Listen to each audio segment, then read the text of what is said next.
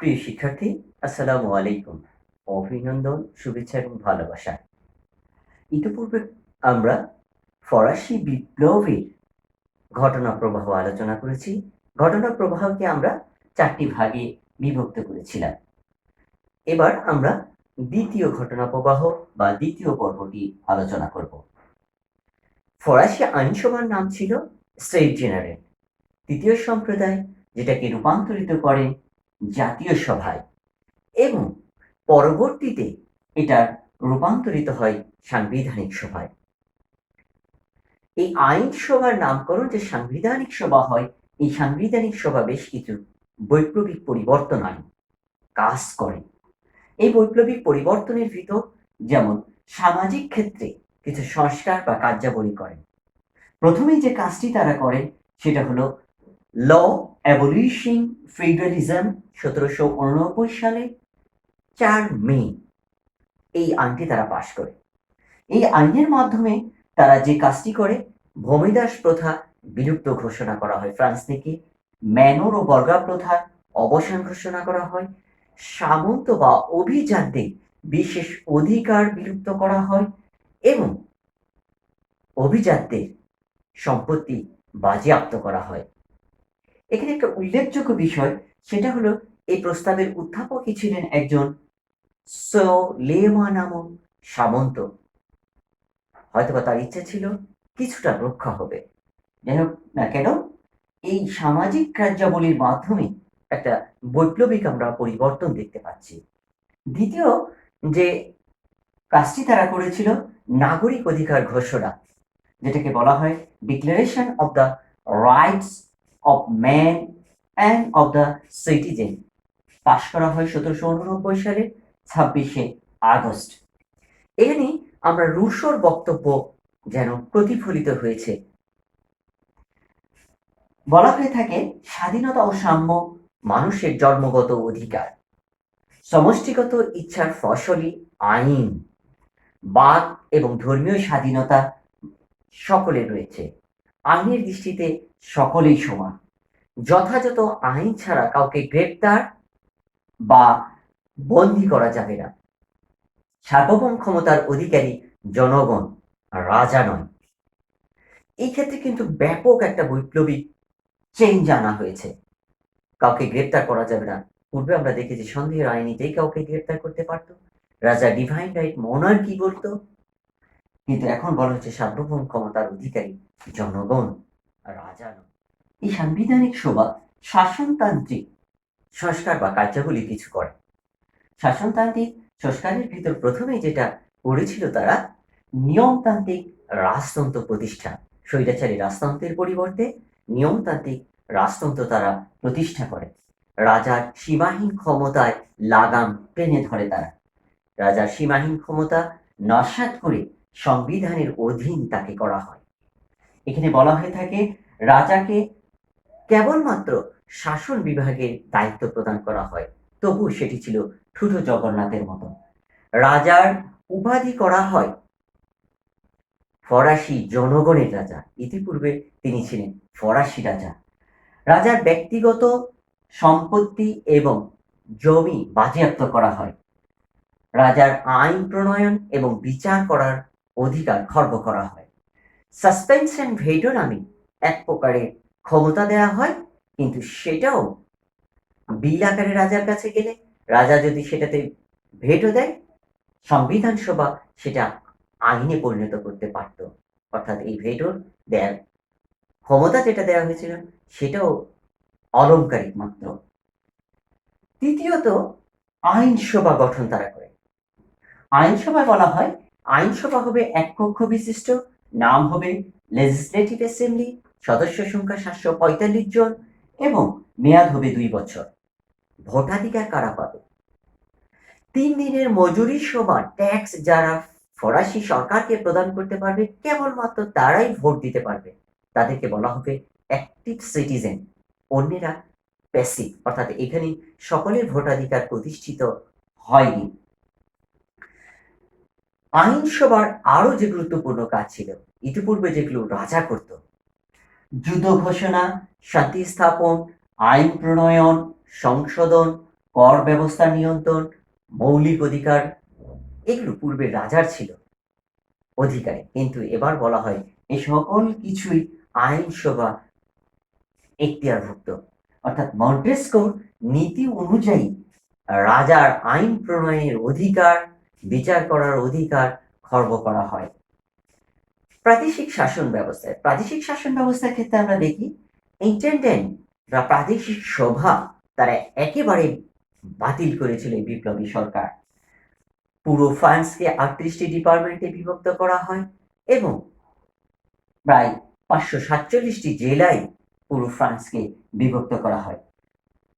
এই প্রাদেশিক সভা যারা শাসনকর্তা নিযুক্ত হতেন তারা অ্যাক্টিভ সিটিজেনদের ভোটে নির্বাচিত হতেন।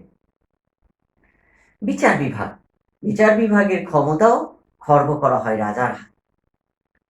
মন্টেস্কুর নীতি অনুযায়ী ক্ষমতার যে বিভাজন নীতি, সেই ক্ষমতার বিভাজন নীতি অনুযায়ী বিচার বিভাগকে আইন এবং শাসন বিভাগ থেকে পৃথকীকরণ করা হয়। বিচার বিভাগে আমরা দেখতে পাই দুইটি আদালত ছিল, একটি উচ্চ আদালত আর একটি হলো আপিল আদালত। বিচার বিভাগে বিচারকও নিয়োগ করা হয় জনগণের ভোটের মাধ্যমে এবং ফৌজদারি মামলার বিচার পরিচালনার জন্য জুরি নিয়োগ করা হতো। ঘোষণা করা হয় বিচার প্রার্থীর কাছ থেকে কোনো রকমে ফি বা উৎকোচ গ্রহণ করা যাবে না। এই সকল ক্ষেত্রে আইনসভা গঠন, নিয়মতান্ত্রিক রাজতন্ত্র, প্রাদেশিক শাসন, এগুলোর ক্ষেত্রে কিন্তু একটা আমূল পরিবর্তন আনা হয়। অর্থনৈতিক যে কার্যাবলী সাংবিধানিক সভা করেছিল সেগুলোর মধ্যে আমরা দেখতে পাচ্ছি সকল প্রকারের পরোক্ষ কর রহিত করা হয়, যেমন গ্যাবন, করভি, টাইট ইত্যাদি। বৈষম্যমূলক কর বিলুপ্ত সাধন করা হয়। স্বদেশমূলক দাতব্য কর প্রদানে বাধ্য করা হয়। যেহেতু মুদ্রাস্ফীতি এবং খাদ্যদ্রব্যের মূল্য বৃদ্ধি পেয়ে যায়, এখানে তাদের কাগজের নোট ছাপানোর ব্যবস্থা করে অ্যাসাইন নামে কাগজের মুদ্রা তারা চালু করে। অবাধ বাণিজ্য এবং সংরক্ষণ শুল্ক ধার্য করে, অর্থাৎ বুর্জোয়াদের স্বার্থে অবাধ বাণিজ্য এবং সংরক্ষণ শুল্ক রাখা হয়েছিল। ফরাসি ইস্ট ইন্ডিয়া কোম্পানি যেটি ছিল একচেটিয়া বাণিজ্য করতে, একচেটিয়া বাণিজ্য লোভ সাধন করা হয়। ধর্মীয় সংস্কার, ধর্মীয় ক্ষেত্রে তারা একটা আমূল এবং বৈপ্লবিক পরিবর্তন এনেছিল। এই বৈপ্লবিক পরিবর্তনটা এনেছিল একটি আইনের মাধ্যমে, যার নাম ছিল civil constitution of the clergy. Civil constitution of the clergy নামক আইন দ্বারা যেটা করা হয়, ধর্মীয় ক্ষেত্রে প্রত্যেক ব্যক্তির পূর্ণ স্বাধীনতা ঘোষণা করা হয়, মঠ প্রথার বিলুপ্ত করা হয়, গির্জার ভূ সম্পত্তি বাজেয়াপ্ত এবং রাষ্ট্রীয়করণ করা হয়, যাজকদের বেতনভুক্ত করা হয় এবং যাজকদের বলা হয় civil constitution of the clergy নামক আইনের প্রতি আনুগত্যের শপথ গ্রহণ করতে, যেটি অনেকেই করেনি, যার কারণে তাদের গির্জা থেকে বের করে দেওয়া হয়। এখানে আমরা দেখতে পাচ্ছি জাতীয়তাবাদ শব্দটি মানুষের মধ্যে ব্যাপকভাবে তারা প্রচার করেছে, যেমন সুপরিকল্পিত এবং সচেতনভাবেই তারা এটা করেছে। জাতীয়তাবাদী প্রচারণা তারা সকল কিছুতে ন্যাশনাল শব্দটি ব্যবহার করে। National assembly, national army, national guard, national day ইত্যাদি তারা করার মাধ্যমে তারা জাতীয়তাবাদী চেতনা মানুষের মধ্যে ঢুকিয়ে দেওয়ার চেষ্টা করে এবং আমরা দেখতে পাই সারা বিশ্বেই ফরাসি বিপ্লবের পর থেকে এই জাতীয়তাবাদী চেতনার বিকাশ ঘটতে থাকে। সাংবিধানিক সভার ওই সকল কার্যাবলীর ফলে ওল্ডিজম বা পুরাতন তন্ত্রের অবসান ঘটে এবং নিউডিজমে নতুন তন্ত্রের সূচনা ঘটে, অর্থাৎ রাজার সীমাহীন ক্ষমতা একেবারে নস্যাৎ হয়ে যায়। আমরা দেখেছি সাংবিধানিক সভা একটি আইন সভা করে, যেটার নাম হয় লেজিসলেটিভ অ্যাসেম্বলি, যার সদস্য সংখ্যা 745, মেয়াদ ছিল 2 বছর। এই আইনসভার আমরা দেখতে পাচ্ছি আইনসভার প্রতিনিধিরা 4টি ভাগে বিভক্ত ছিল। একটা নিয়মতান্ত্রিক গোষ্ঠী, যাদেরকে ফ্রিউল্যান্ড বা রাজতন্ত্রের ভক্ত ছিল যারা, আরেকটা ছিল জিরন্ডিস, প্রজাতন্ত্রে বিশ্বাসী। আরেকটা ছিল জ্যাকোবিন বা জেকোবিন, যারা চরমপন্থী এবং বামপন্থী বা উগ্রপন্থী দল ছিল। এবং ফোর্থ আমরা দেখতে পাই নিরপেক্ষ। এই চারটি দল নিয়ে লেজিসলেটিভ অ্যাসেম্বলি গঠিত হয়েছিল। আমরা দেখতে পাচ্ছি যে সিভিল কনস্টিটিউশন অফ দ্য ক্যালার্জি এবং রাজপন্থী এমিগ্রিদের বিষয়ে বিল প্রেরণ করা হয় রাজার কাছে। রাজা সেটাতে ভেটো প্রদান করেন। এমিগ্রি শব্দটির অর্থ হলো যারা বিপ্লবের বিরোধিতা করে ফ্রান্স থেকে বেরিয়ে গিয়ে অন্যান্য দেশে আশ্রয় গ্রহণ করে, অন্যান্য দেশের সরকারকে নিয়ে ফ্রান্সের বিপ্লবকে নস্যাৎ করার জন্য তারা ষড়যন্ত্র করতে থাকে, তাদেরকে আমরা এমিগ্রি বলছি। এই সিভিল কনস্টিটিউশন ক্যালার্জি এবং এমিগ্রিদের সম্পর্কে একটা বিল প্রদান করলে রাজা সেটাতে ভেটো প্রদান করে। এতে উগ্রপন্থী বিশেষ করে জ্যাকোবিন এবং জিরন্ডিসরা অসন্তুষ্ট হয়। তাদের প্রভাবে সাধারণ মানুষ যেটা করে, রাজার প্রাসাদ টুইলারিস প্রাসাদ আক্রমণ করে 1792 সালের 10 জুন। রাজা ভীত হয়ে পলায়নপর হয়। পলায়ন করতে গিয়ে লুক্সেমবার্গের সীমান্ত এলাকায় জনগণের কাছে সে ধৃত হয়। তাকে নিয়ে আসা হয় আবার টুইলারিস প্রাসাদে। অবশেষে আবার আমরা দেখতে পাচ্ছি এক সময় জনগণের ভিতর যেহেতু সন্দেহ ঢুকেছিল রাজা পলায়ন করবে, যেহেতু তিনি অস্ট্রিয়ার তার শ্বশুর বাড়ি, এইখানে অস্ট্রিয়াতে পলায়ন করবে, সেখানে গিয়ে ষড়যন্ত্র করবে এবং বিপ্লবকে নস্যাৎ করবে। সো এই জ্যাকোবিন এবং জিরন্ডিসদের প্রভাবে সাধারণ মানুষ আবার যেটা করে কি বিপ্লবী কমিউনগুলোর নেতৃত্বে আবার টুইলারিস প্রাসাদ আক্রমণ করে 1792 সালের 10 আগস্ট। রাজাকে গ্রেপ্তার করে এবং রাজাকে কারাকক্ষে নিয়ে এসে কারারুদ্ধ করা হয়, যে কারাকক্ষের নাম ছিল টেম্পল। এখানে এই লেজিসলেটিভ অ্যাসেম্বলি বা আইনসভা কয়েকটি সিদ্ধান্ত গ্রহণ করে। এক, গণভোটের মাধ্যমে আবার আইনসভা গঠন করা হবে। আইনসভা গঠিত হওয়ার পূর্ব পর্যন্ত জিরন্ডিসরা ক্ষমতাসীন থাকবে। দ্বিতীয়ত, প্যারিসের নিয়ন্ত্রণ গ্রহণ করবে প্যারিস কমিউন এবং নিয়মতান্ত্রিক রাজতন্ত্রেরও অবসান ঘোষণা করা হয়। ইতিপূর্বে আমরা দেখেছি যে রাজাকে নিয়মতান্ত্রিক রাজতন্ত্র অধীনে আনা হয়েছিল, কিন্তু এবার নিয়মতান্ত্রিক রাজতন্ত্রের অবসান ঘটানো হয়। এই জন্য ঐতিহাসিক লেফেভার এটাকে বলেছেন ফরাসি বিপ্লবের দ্বিতীয় বিপ্লব।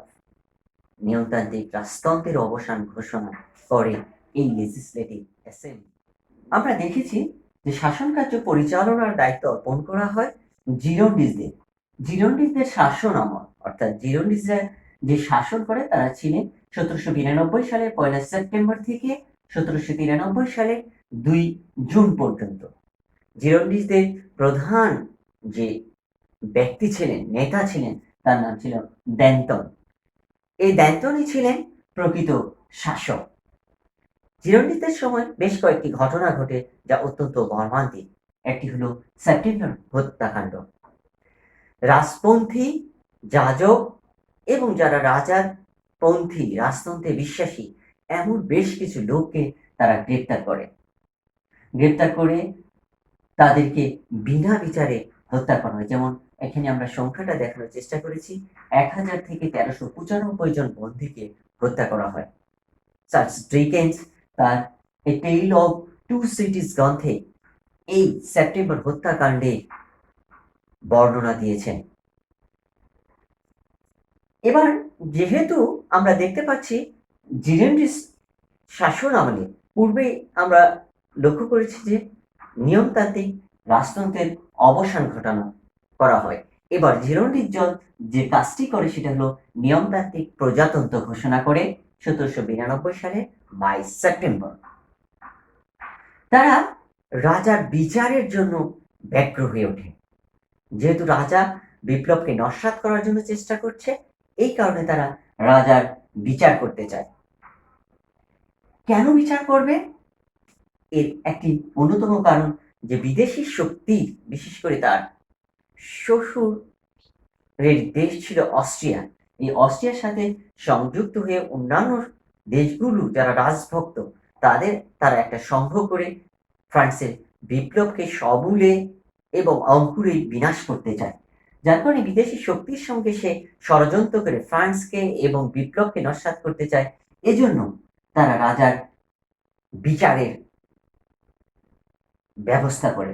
বিচার করতে গিয়ে যেটা হয়, উগ্রপন্থী জ্যাকোবিনরা এটার বিচারের সবচাইতে আগ্রহী ছিল। অন্যদিকে জিরোন্ডিস্টরা চেয়েছিল গণভোটের মাধ্যমে। শেষ পর্যন্ত বিচারের লেজিসলেটিভ অ্যাসেম্বলিতে যেটা হয় বা জাতীয় কনভেনশনে যেটা হয়, মাত্র 53 ভোটের সংখ্যাগরিষ্ঠতায় রাজার প্রাণদণ্ডাদেশ দেয়া হয়। 1793 সালে 21 জুন এই প্রাণদণ্ডাদেশ কার্যকর হয়। রাজা ষোড়শ লুই প্রাণ হারায় বিপ্লবীদের হাতে। ইতিমধ্যে যখন রাজা প্রাণ হারায় তখনই অস্ট্রিয়ার নেতৃত্বে, বিশেষ করে অস্ট্রিয়ার নেতৃত্বে একটি জোট গঠিত হয় ফ্রান্সের বিরুদ্ধে, যেটার নাম ছিল প্রথম শক্তি সংঘ। এখানে ছিল Austria, Russia, Spain, Holland, Sardinia, England. এই দেশগুলো ফ্রান্সের বিপ্লবকে অঙ্কুরে বিনষ্ট করার জন্য শক্তি এবং সৈন্যবাহিনী প্রেরণ করতে থাকে। বিভিন্ন ক্ষেত্রে দেখতে পাই আমরা জিরোন্ডিস দল ব্যর্থ হতে থাকে। এক্ষেত্রে বৈদেশিক শত্রু ঘরের কাছে এসে পড়ে, অর্থাৎ ফ্রান্সের কাছাকাছি এসে পড়ে। ফ্রান্স বিভিন্ন ক্ষেত্রে ব্যর্থ হতে থাকে। যেমন জিরোন্ডিস দল বিদেশি শক্তি সংঘের কাছে পরাস্ত হতে থাকে। ফ্রান্সের ভিতরে কৃষকদের বিদ্রোহ হতে থাকে। সাকুলারদের খাদ্য সংকট দেখা দেয়। ফলশ্রুতিতে জিরোন্ডিসরা জনপ্রিয়তা হারিয়ে ফেলে। এই সুযোগ গ্রহণ করে উগ্রপন্থী জেকোবিনরা 22 জন জিরোন্ডিস সদস্যকে জাতীয় কনভেনশন থেকে বের করে দিয়ে তারা জাতীয় কনভেনশনে ক্ষমতা দখল করে, নিয়ন্ত্রণ প্রতিষ্ঠা করে। ধন্যবাদ প্রিয় শিক্ষার্থী। এরপরে আমরা যে বিষয়টি আলোচনা করব, ফরাসি বিপ্লবের ফলাফলটা কি হয়েছিল বা এর প্রভাব কেমন পড়েছিল সেটা নিয়ে, এবং তারপরের ক্লাসে আমরা নেপোলিয়নের সংস্কার সম্পর্কে আলোচনা করব।